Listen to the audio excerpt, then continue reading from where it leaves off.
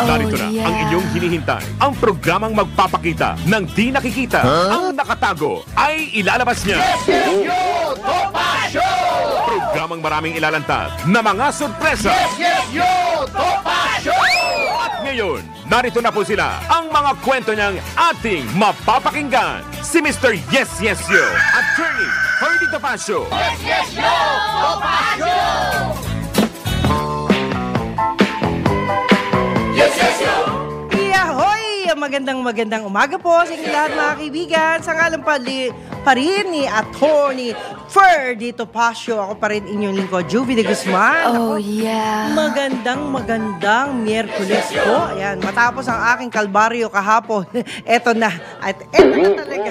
Kalbaryo talaga. Alam nyo mga kaibigan, marami po tayong mga kababayan talagang pasaway. Ang point lang po natin, sana po ay magkaroon tayo ng responsible parenthood, lalong-lalo na sa ating mga friendship. Yan. May mga tao talaga na ang hirap kausap, lalong-lalo na sa barangay, di ba? Itong mga sinasabi ko ay realidad ng buhay na, syempre, alam nyo naman, kapag naupo na ang isang barangay sa pwesto, ay meron ng mga tao, hindi naman ho lahat, pero ang ilan sa kanila ay parang ayaw nang umalis sa pwesto, di ho ba? At ang masakit nito, yung mga nakaupo, barangay level pa lang itong pinag-uusapan natin, guys. Alam niyo naman, by next year, election na. So, kailangan po natin maintindihan na ang buhay po ay madali lamang, maiksi lamang. Ba't di natin i-excess yung ating public service? At ang importante, alam niyo naman, ay marami po tayong magagandang bagay na dapat kong pagtulungan. Masarap magmahal kesa makipagtalo, di ba? At ngayon nga po, ito na pag-alaman natin, ako, meron palang mga barangay dyan na sila po'y matagal nang nakaluklok at pag alis po nila, dahil hindi na nga sila nanalo, very damaging pala ang ginagawa nila sa kanilang, sa papalit sa kanila, no? Ilan dito sa mga barangay ang ating nakakalungkot lang na malaman ko yung kasaysayan ng kanilang mga pwesto ngayon. At ito po'y kahit saang panig ng Pilipinas ay malalaman din po ninyo na karaniwan sa mga barangay na kanilang pinalitan ay hindi ho ang nakakalungkot ay nalaman natin yung mga server ng computer. Yung computer po gamit ng barangay yan. Ibig sabihin dapat lahat ng gamit na napundar ng barangay dapat sa barangay po. At kung meron mang papalit, supposedly dapat yung mga pumalit na yan, sila yung mag-a-assume ng mga gamit na yan. Hindi po yan personal na gamit ng barangay chairman, ng mga kung sino-sinong nakaupo dyan. Pero dito sa barangay na sinasabi ko po sa inyo, grabe, nawala po ang server ng kanilang computer. Nawalan ng laman, in other words. Can you imagine? Sus, Maria Josep! Oo, nawala yung laman. At yung pala, pwede palang manakaw yung mga ganon. At hindi lang po yan, nawala din po yung mga ebidensya, yung mga documents ng mga tao dun sa community, di ba? Yun po ay napakahirap na mawala. Kasi unang-una, back to zero na naman yung bagong barangay, di ba? Supposedly, dapat yung mga nakaregister doon na mga citizen na ng barangay, dapat yun na po ay kabawasan sa kanilang tatrabahuin ngayon. Nakakalungkot po. Kasi kung ganito ang nangyayari sa mga government official natin, kawawa naman po. Sipin po ninyo, sila po'y napalitan dahil gusto lang po ng bagong pamunuan na magkaroon ng bagong ideya, bagong alam nyo, kaganapan, di ba? Kasi alam naman po natin, bawat taon may pagbabago. Bawat taon ay merong mga natural na pagbabago. Kasi kita nyo mga kabataan ngayon, high-tech na. Matatalino na sila. Hindi kagaya nung araw. Talagang laging nakadikit kay mama, kay papa. Sila yung laging tinatanong ng mga bata. Ngayon hindi na. Baliktad na. Yung mga nanay at tatay na ho ang nagtatanong sa kanilang mga anak. Lalong-lalo na kapag mga high-tech social media. Di ba? Ganun na ho nangyayari yun. At ito po'y maganda na rin kasi alam niyo ho, ibig sabihin iba na ho ang ano ngayon, ang takbo ng panahon ngayon, di ba? Tanggapin natin o hindi natin tanggapin, mas matalino ang mga kabataan ngayon. Yan. Ang nakakalungkot lang, lalo na yung mga bata ho ngayon, kung titingnan po natin, sila po kung ano nakikita nila, di ba? Usually ginagawa nila. Ang nakakatakot dito, kapag pangit yung ginawa ng kanilang pamunuan, yan, pangit ang ginawa ng kanilang mga magulang, usually ginagaya, akala nila tama yung ginawa, di ba? Tama yung ginawa ng nanay, tama yung ginawa ng tatay, di ba? Usually yan po ang hindi dapat nating sa puso Kailangan po tayo po ay tuloy-tuloy na magkaroon ng pagpapala, no? Ang pagpapala po natin, pagbibigay ng tamang panahon, tamang oras sa mga mahal natin sa buhay, yan. And be thankful kapag meron tayong matalinong anak, di ba? Hindi tayo dapat nagagalit yan. Dapat nga, alagaan natin yung mga batang yan kasi sila po ay magiging asset natin, di ba? Asset natin sa hinaharap. At hindi lang po yan, kahit yung mga elder ngayon, asset pa rin yan. Huwag nyo silang pababayaan. Yan po yung mga ilang magagandang issue ngayon na napag-alaman natin. At ito po sa twi-twi na, marami po tayong mga sumbong na natatanggap sa mga community. No? Alam nyo, ang community ho ngayon mayroon na hong mga kanya-kanyang agenda yan. Kaya mag-ingat po tayo dahil alam nyo, maaring may mga ginagawa silang bagay na ikakasira mo o kaya naman bagay na ikagaganda ng iyong pangalan. Ganyan lang ho yan. At kapag may mga agenda sila sa isang barangay, halimbawa na lang, ito nga ho'y nangyari. Talagang masakit sa loob ng isang pamunuan, bagong pamunuan ng barangay na lahat ng gamit, wala silang natagpuan walang gamit na maayos, kundi sira-sira. At ito nga ho, ingat tayo sa mga computer natin, lalong-lalo na yung mga computer na ginagamit natin sa hanap buhay, kasi hindi po pala pwede na lahat po ay ipagkakatiwala natin. Kasi pag pinagkatiwala natin at kayo'y nag-away ng kaibigan mo o ng tao na siyang humahawak ng computer mo, naku po, whether you like it or not, masisira ka. Yan ang sabi nila. Pero tayo naman po, sa awat tulong ng Panginoon, hindi naman po nangyari sa atin yan. Kasi lahat naman po halos na nakakasama natin, sa anumang puntahan natin, ay maayos naman po. Wala tayong magiging problema dyan. Pero itong mga sinasabi natin na mga barangay level pa lang to ano kaya ang punto ng dating henerasyon o dating grupo ng barangay na umalis, di ba? Dapat kasi, bago kayo mag-assume ng isang pwesto, kahit saan, dapat po lagi kayong meron kayong mga option. Maaaring ito ay public service. Kung public service, ibig sabihin, huwag nyo isasama yung negosyo nyo dyan. Huwag nyo isama yung inyong private life. Ihiwalay nyo po yan kasi una-una, yan po ang makakasira sa inyo. Diba? Meron mga tao na hindi po nag-iisip, diba? Sige lang ng sige. Lalo na yan, yung barangay na tinutukoy ko, kayo po ay nanonood sa akin ngayon. Alam nyo po yan. Sana po ay bigyan natin ng pansin ang mga ginagawa po ninyo at sana po ibalik ninyo yung mga kinuha ninyo. Mga kinuha ninyong bagay na dapat sana ang gagamit niyan ay yung papalit sa inyo. Hindi naman kayo magkaaway. Alam ko, hindi kayo bagamat magkatunggali kayo, pero maganda naman yung inyong pinagsamahan, maganda naman yung paghihiwalay ninyo, at maganda rin yung inyong pagtanggap bilang isang bagong pamunuan, at kayo naman po ay natanggap nyo na rin na kayo po ay hindi na pwedeng tumakbo. Yan. May mga ganong ideya.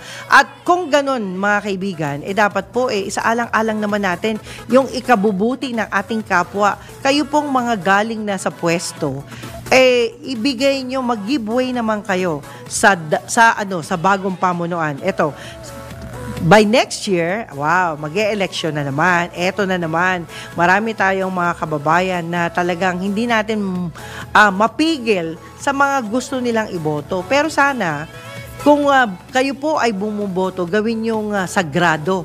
Ibig sabihin, huwag kayong basta bumoto ng merong kapalit hanggat maaari. Sabi nga po isaalang-alang natin ang sitwasyon ng ating bansa. Ano po ba ang problema ngayon? Ito nga ho, marami hong mga nagkakaisa para manggulo. Yan.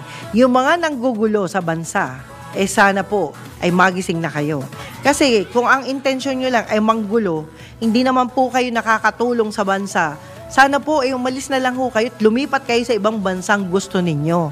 Yung mga kinakampihan ninyo, doon na lang po kayo tumira. Hindi po kayo dapat dito sa Pilipinas hanggat may maaari, no? Kung sino yung mga kinakampihan yung bansa na gusto nyo mag-away-away, wag naman po sana.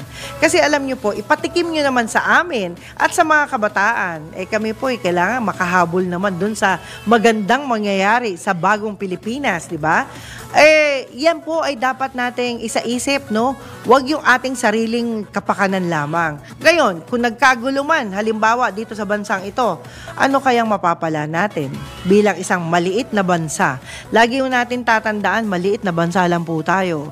Hindi po tayo updated sa mga gamit na panglaban, di ba? Pang-away o panggera. Nako, kayo po'y mag-isip-isip naman. At saka yung mga tao na gustong-gusto ng gulo, wag ho nating iisipin lagi na magulo ang bawat bansa. Gusto mag-away-away. Wag tayong makiisa sa pag-i-encourage ng gulo. Dapat maging isa tayo sa pagsasama-sama ng anumang ikabubuti na ating bansa. Alam niyo po, marami hong gulo na ngayon. Nagkakagulo na nga kayo sa bahay, nagkakagulo pa kayo sa bansa. At nagkakagulo pa kayo sa anong dapat gawin ng bansa. Alam nyo, mas maganda siguro kung ang mga leader natin dapat nag-iisip ng ikabubuti ng ating bansa. Sino kaya sa mga leader natin ang nag-iisip ng ikabubuti ng bansa at ang hangad po ay mapaganda ang ating bansang ito, di ba? Saganang-sagana na po tayo sa gulo. Saganang-sagana na tayo sa away ng mga leader, sa mga patayan, puro gano'n na lang ho ba? Dapat isaalang-alang po natin, ano po ang mag-iibahagi natin. Ayan guys, tayo pong mga Pinoy, naku, magbago na po tayo ng klase ng binoboto natin. Boto kayo ng boto dun sa tao na yon na alam nyo naman kahit noon pa wala nang ginagawa, pero binoboto nyo pa rin. O sino kaya yon? Siguro alam nyo yon. Ngayon, sabi dito ng ibang nating mga kababayan, okay, kaya ko siya binoboto kasi nakatulong siya sa amin, sa inyo. Pero how about dun sa bansa kanyang, sa ating bansa? Anong naitulong niya? Yun po ba ay naging maganda para sa inyo? Kasi marami ho tayong mga kaagapay ngayon na ang intensyon ay kanyang sarili lamang ang mapaganda niya. Mali po yun. Hanggat maaari tayo mga kaibigan, isaalang-alang po natin ang ating bansang kinasisilangan. Ito, yung ating sinilangang bansa, dapat take note po natin yan na tayo po'y makatikim ng kaginhawaan. Paano tayo makakatikim ng kaginhawaan kung tayo mismo na nasa loob ng bansang ito ay naghahangad ng gulo para sa ibang bansa? Hindi po yan makakatulong, guys. At kung mangyari man yung gusto ninyo, ewan ko lang, sana kayo na lang ang kunin, di ba? Yung mga naghahangad ng gulo, alam niyo po, hindi po maganda na meron po tayong kaaway na bansa. Lahat po sana, hanggat maaari ay maging kaibigan po natin. Lahat po sana ay tayo ay mayroong mga malasakit sa kapwa. Kahit po sa ibang lahi yan po ay dapat nating mahalin hanggat maaari. Nako, sabi nga po ng kausap ko kahapon, no? Alam niyo naman po, ang mga Pilipino ngayon, kapag nakinabang na, doon lang siya sa nakikinabang siya. At ayaw niya doon sa hindi siya nakinabang. Mali po yon. Ang dapat po natin gawin, ipakita natin na tayo po bilang isang leader ng bansa. Ipakita po natin kung ano yung talagang magagawa natin na hindi po sinasabi lang, kundi ginagawa. Marami po tayong mga leader ngayon ang nakapagsalita o nakapangako ng marami. Checklist nyo po yan. I-checklist nyo po. Ano po ba yung mga pangako niya na hindi niya nagawa? Siguro gawin natin right minus wrong. Kapag X po, yun po ibawas natin sa boto natin hanggat maaari. Kasi alam nyo guys, kung tayo po'y puro gulo na lang, kawawa naman tong ating naipundar, di ba? Kita nyo, ang lalaki ng mga building, ang lalaki ng mga pangarap ng mga kabataan ngayon. Ang daming magagandang pangarap na sana po wag masira. Lahat po tayo ay magkaroon ng magagandang inisyatibo, positibong pananaw sa sarili natin. Yan po ang importante, sabi nga po ng kausap ko. At ako din naman ay ganun din ang aking gusto, na sana po hindi po tayo makasira sa mga kabataang nagsusumibol ngayon para maging leader, di ba? Marami po tayong mga kabataan na naghahangad ng ikabubuti ng ating bansa. At sana kayo rin po bilang isang mga nakakatanda. Alam natin matagal na kayong mga leader, matagal na kayo nakaupo dyan, matagal na po kayo nakinabang sa bansang ito. Kita nyo, sino ba nagpapasweldo sa inyo? Di ho ba ang taong bayan? Siyempre, kung sino ho yung nagbabayad na, yun yung nakukuha natin. Yung nagbabayad, yung mga taxpayer, di ba? Ngayon, sabi nga po ng isang netizen, sabi po niya, alam mo, nakakalungkot nga dito laging pansarili lang ang kanilang ginagawa. Di ba? Ako po'y walang masasabi dyan sa pansarili na yan kasi meron hong ilang mga kandidato na talagang yun talaga ang target nila.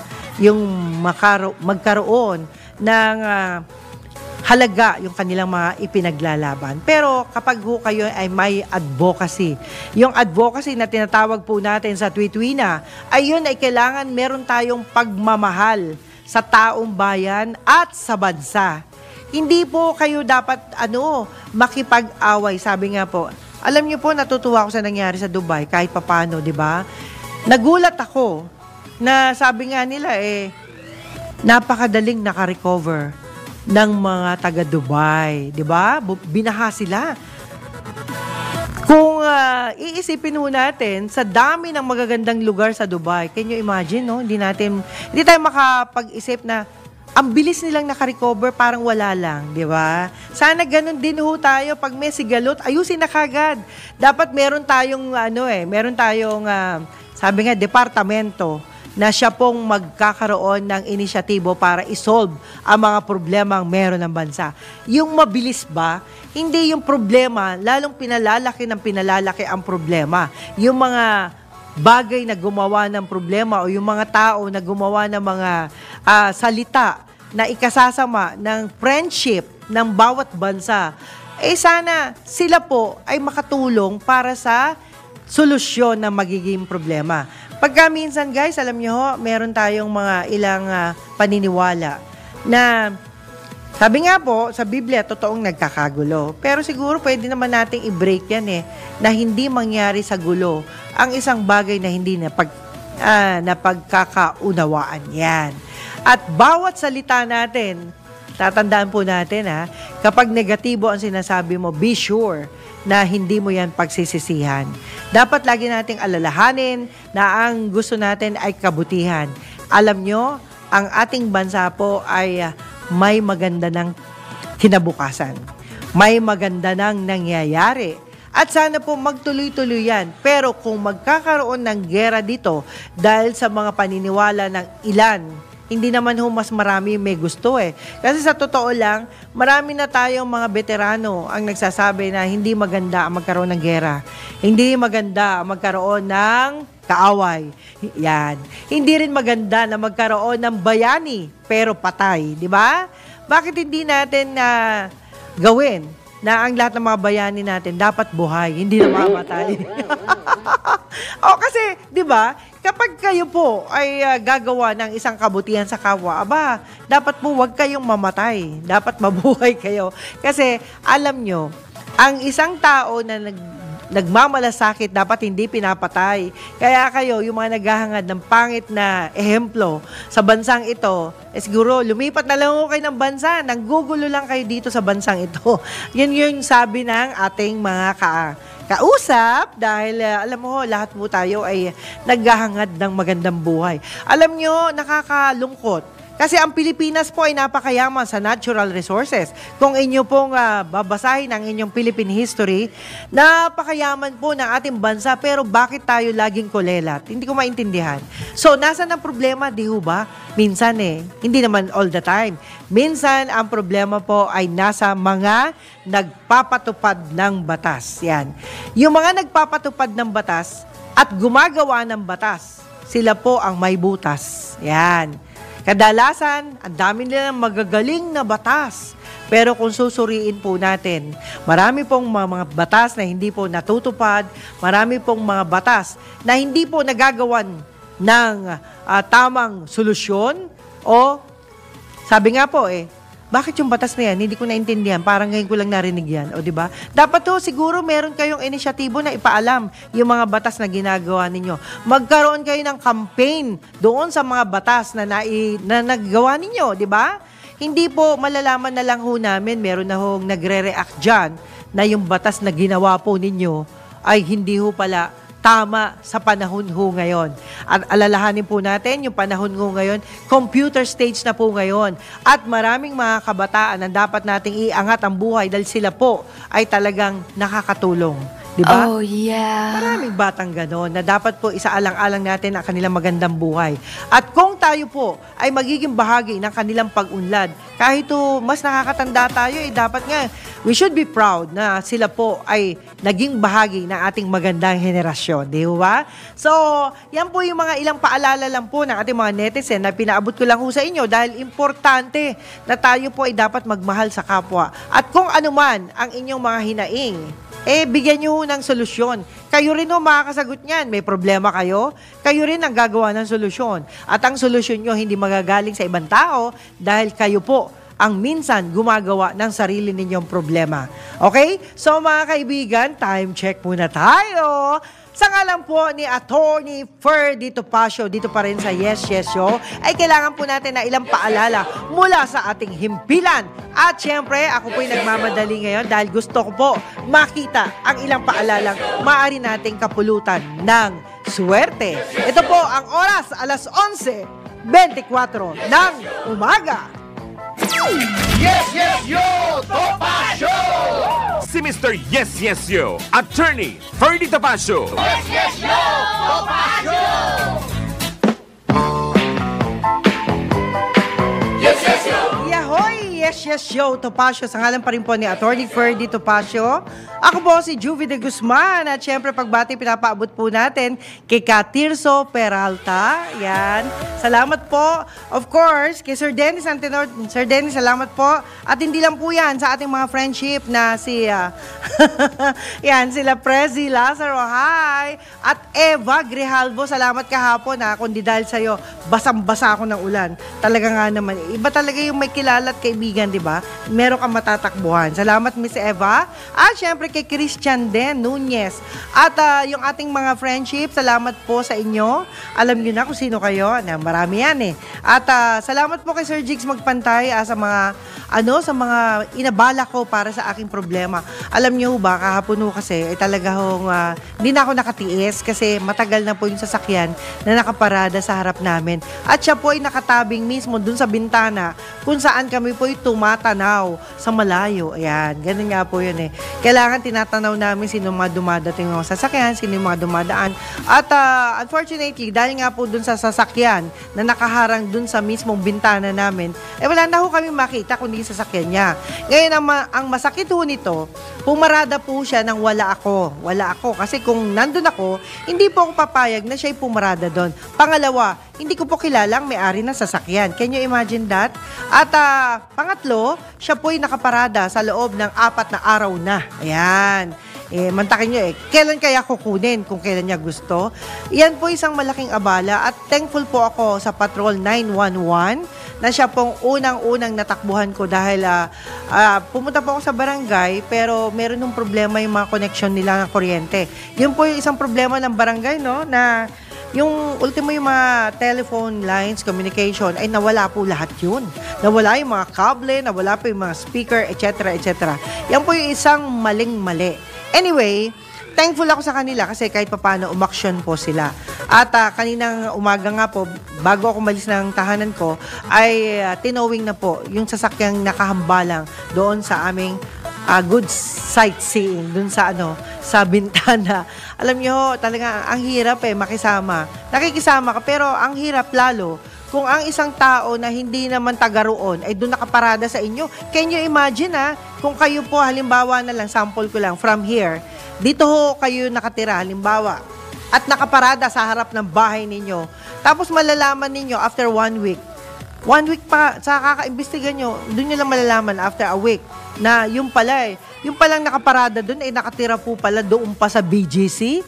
Can you imagine? Ang napakalayo. Hindi lang po yan, mahirap po kasi na tayo'y masangkot sa mga hindi magandang sitwasyon. Unang-una, marami mga taong labas. Yan. Ano yung mga taong labas? Mga taong hindi natin kilala. Taong labas ang tawag dyan. Hindi natin sila kilala. Unang-una, kung kayo po ay matinong tao na, halimbawa, kayo'y makikiparada, abay magpasintabi kayo dun sa mga nakatira doon.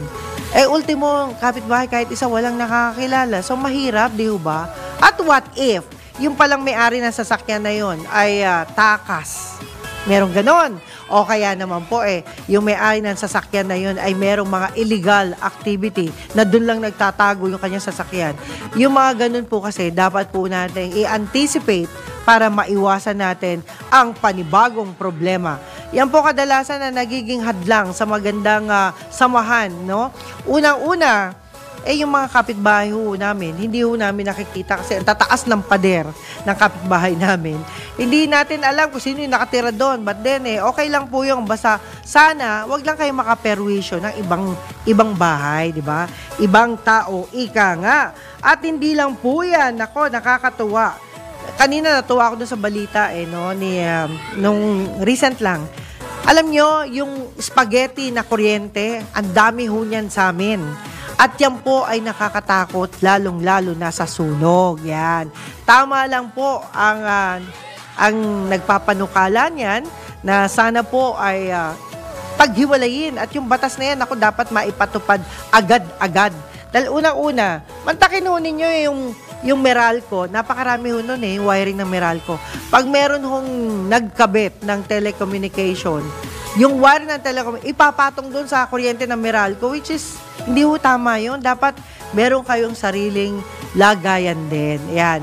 At hindi lang yan, nakakapagtaka. Alam nyo, pag nag-apply kayo ng Meralco ngayon, guys, no? Lalo na kung meron kayong bagong ilalagay na kuryente sa inyong, limbawa lang, may pinatayo kayong bahay. Diyos ko po, sandamakmak na problema ang kakaharapin ninyo, di ba? Maraming retokitos, maraming requirements. Pero magtataka kayo tingnan nyo yung mga bahay na walang titulo, walang lisensya, walang permit, pero sila nakakabitan ng kuryente. Ano ang dahilan? At yung mga walang, sabi nga nila walang titulo, yun pa yung maraming mabilis makabitan ng kuryente. Saan po tayo mali? Yan. Bakit yung mga legal na tahanan hirap na hirap magpakabit ng kuryente? Maaaring siguro baka naman sa payment napakamahal sumingil. Yung mga sinasabi ngang walang titulo pero sila nakakabitan agad, siguro sinasaalang-alang na rin yung sitwasyon. But then, alam nyo po, dapat po tayo ay maging masunurin sa ating mga ginagawa. Lalong-lalo na yung Meralco, napaka-importante niyan sa atin. Sana nga kung lahat tayo ay mabibiyayaan ng solar panel, hindi na natin kailangan ng masyadong kuryente. Yan po ay malaking tulong sana, no? Tulong sana. Buti na lang po dun sa gawing likuran ko ay solar panel na nagagamit ko. At yan kusang bumubukas kapag na-charge na po siya sa gitna ng araw. Yan. Isang bahagi na dapat po nating isaalang-alang. At itong kuryente na to na nagbibigay ng problema sa atin, sa tuwi-tuwi na, yung mga dinadaanan natin, guys, meron ng mga live wire na nakabuyang-yang dyan. Ako po'y pumunta ng Valenzuela kahapon, Diyos ko, meron hudong wiring na pinabayaan ng irresponsableng gumawa, di ba? May mga ganun sana po yung mga ganyang sitwasyon, kayo po mag-isip, baka sakaling kayo rin yung madisgrasya. O kaya naman, ay madisgrasya, ibang tao, sagutin nyo yan, lalo na yan ay inyong bahay. Yan. Meron nung mga gano'n na sitwasyon na kung saan marami tayong mga irresponsableng kaibigan, kababayan, na hindi ho nag-iisip kung sila po ay makakaperwisyo o hindi. Dapat po tayo po isaalang-alang natin ang ating mga ginagawa sa araw-araw. At nagpapasalamat po ako dun sa mga reaction dahil mahaba ho yung mga reaction ng mga friendship natin o kakilala natin o ilang mga netizen na yan po naman ay ating pinasasalamatan. Marami po kayong mga gustong sabihin po, pero ang importante po, tayo po ay nagiging mabuti sa ating kapwa. Yun yung importante. At ano po yung magagawa nating mabuti? Ayan po yung matutunghayan natin. Maya-maya lang po makalipas ang ilang paalala. Muli po dito pa rin sa Yes, Yes Yo, Topacio. Time check muna tayo sa ngalan po ni Attorney Fer Dito Topacio. Ang oras po, alas 11:45 ng umaga. Yes, yes, yo! Topacio! Si Mr. Yes, Yes, Yo, Attorney Ferdy Topacio. Yes, yes, yo! Topacio!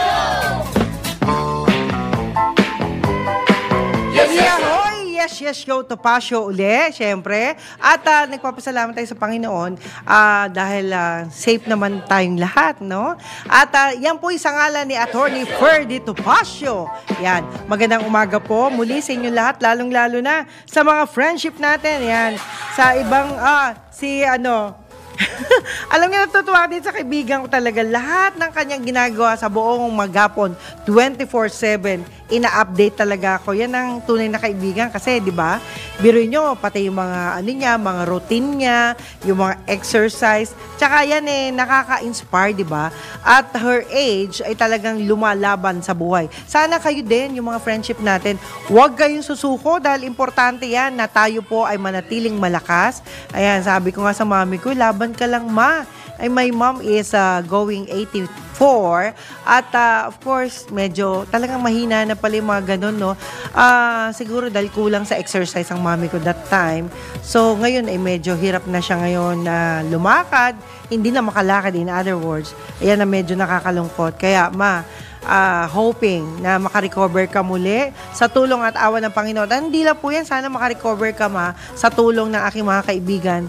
Ayan, meron daw silang ibibigay na pampalakas ng tuhod mo. Yan ang importante kasi mga kaibigan ko, kahit papano ay hindi sumusuko sa pagbibigay ng tulong, lalong-lalo na sa vitamins ng mom ko. Salamat po.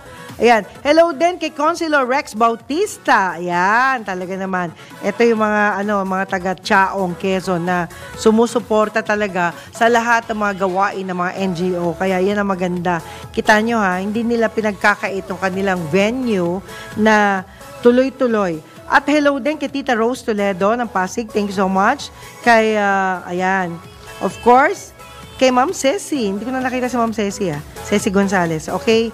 At hello din, ayan, ayun, yung mga taga Mataas na Kahoy, Batangas, sa inyo pong lahat dyan. Nako, salamat po sa tweet na ay binibigyan nyo ako ng mga update. At hindi lang po yan kay Doc Peter and Ami Pasdator. Ayan, medyo nakakalungkot lang, may balita tayong natanggap na si Yoyong Martes po ay pumanaw na daw today. Yan. Tayo po sa pamunuan po ng Yes, Yes Show Topacio, sa ngalan po ni Attorney Ferdy Topacio, kami po ay nakikiramay sa pagyao ni Yoyong Martires. Yan, dati pong basketball player. Yan po yung mga sikat noong panahon ng ate ko. Yan. Kasi lagi kami nanonood ng basketball. At siya po'y counselor din. I think, no? Hindi lang ako familiar masyado. But anyway, sana po ay rest in peace lang po. Sa iyong pamilya, nakikiramay po kami. Maraming salamat. Okay. At hindi lang po yan, pagbati na rin pinapaabot natin sa, yan. Okay, kay Sir Junie Villaruz, hello po sa inyo. Yes, Sir Junie. Hello din kay Doc Rainsam, kay Tita Carmen Ignacio. Yan, maraming salamat sa tweet na Tita Carmen, masyado ka talagang hyper, advanced. Okay, sige. Ngayon pa lang babatiin na kita. Ang birthday po niya, September 14 or September 11, pero September 14, September pa. Ang petsa lang ngayon, anong petsa lang ngayon? Ngayon, 19 pa lang ngayon ng June 2024. Pero advance na rin, tita. Babatiin na kita na happy birthday. Yan, we love you so much, Tita Carmen Ignacio. Kasi maganda ang celebration mo gagawin sa PICC. Salamat po. Yan, salamat sa mga paalala. Hello din kay Attorney Cres Pedrosa, kay Attorney Lolita Abela. Yan, salamat po. At sa kay Dennis Arce. Ayan, Sir Dennis Arce, ang artist manager ng Borracho Films. At of course, naku, talagang sila po ay nagsusuma muna na magkatuloy-tuloy na ang pelikula ng Gringo Honasan Story. At hindi lang po yan, congratulations sa lahat ng mga artista ng Borracho Films. At syempre kay Sean, ayan, Rival. Ayan po yung anak niya, Jeric Raval. Yan, Jeric Raval pala. Okay? At not only that, ayan, hello po sa lahat. Hello din kay Miss Alona. Hi, Miss Alona. Kamusta na po kayo? At hindi lang po yan, ito na po ang mga friendship natin. Nako, alam nyo guys, nakakatuwa kasi marami po tayong mga kaibigan sa Facebook pero hindi naman po natin actually kilala lahat. Pero sila po'y patuloy na nagbibigay sa akin ng mensahe. Thank you so much. Ayan. Hello din kay Star Awards, Fernan de Guzman. Hi, Sir Fernan. Salamat po. Ayan, ito yung kasama nating nakatanggap ng award dyan sa Heritage Hotel.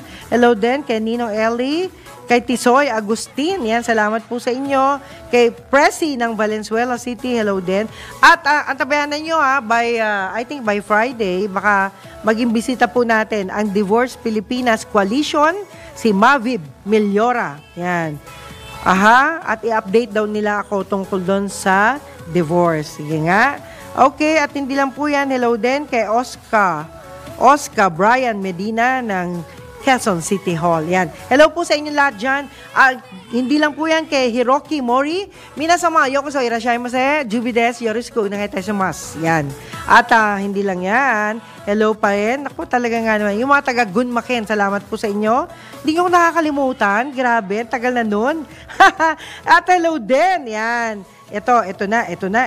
Ayan. Ako, kay Bishop Nilo Tayag at lahat ng mga caregiver sa buong Pilipinas. Naku, maswerte kayo Maraming opportunity para sa inyo. Ayan. Ako, caregiver lang pero wala ng mami ko. Ayan. At ng iba pang mga elder sa pamilya ko.